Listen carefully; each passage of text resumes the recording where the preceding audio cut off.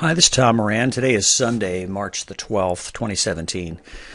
Wanted to show you an innovative dashboard that blends public and private information, data in almost any format from a variety of sources.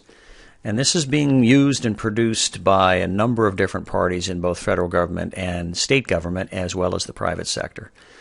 So first of all, what you're looking at is the daily disaster dashboard. This is taking disaster response and situation awareness to a whole nother level within the Multi-State Fleet Response Working Group, which is part of the All Hazards Consortium, a regional 501c3 founded in 2005.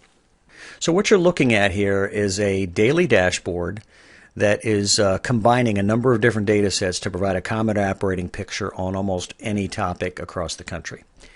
So this is really an exciting new piece of technology. So let me tell you how this works. So up at the top here, you'll see a green button, and that's the dashboard refresh. So if you want to reload the dashboard, you update all of the data to its current version. You can leave this window open in your browser all day long. You can close it. You can come back later, and it'll refresh to the current mode. So the data is in the cloud being run by our program office. Secondly, you have a key points window. The Key Points window helps you get live information from the program office. This is a way to provide chat. It's a way to shoot out information and declarations and guidance and so forth around the country. We use that to keep everybody informed. Next, we have several data layers here. We've got many more than this, but we're just showing you kind of the simple ones. So on the screen right now, we have two.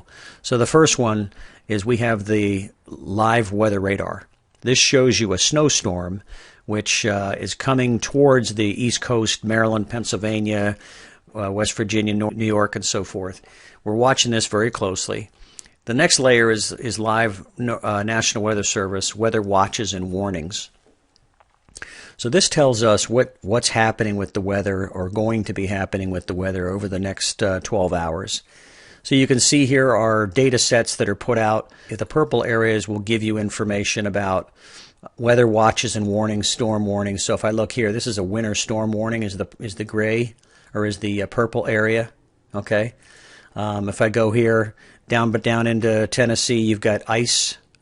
These are ice freeze warnings right here. And then over here on the up into New York and New England, you've got winter storm watches. So this tells us, it gives us a really good idea of what's happening where that we can monitor 24/7 if we need to. These feeds operate all the time. So additionally, we have marine observations. For coastal storms, we plug in marine data that gives us all kinds of information from the National Weather Service, from USGS, and it's amazing the amount of data that's out there that'll tell us on the storm front. And you can zoom in on any one of these buoys. You can get a lot of information on rivers and flooding and things like that. It's a wonderful data set. And then lastly, we have a map that gives us 24-hour rainfall. So this can tell us information about where they're going to get the heaviest rain. And this is good for watching on flooding areas or highly impacted areas. You can see in this one, when the states declare, the state turns red, you click on it, and then there's a link there. You can download the executive orders or waivers or what have you. Now, in some of the bigger storms in 2015, see if I can find one here, you can see this was, which one was this? It was in October, Hurricane Matthew. So here we had a number of states that declared. Then we had that were red.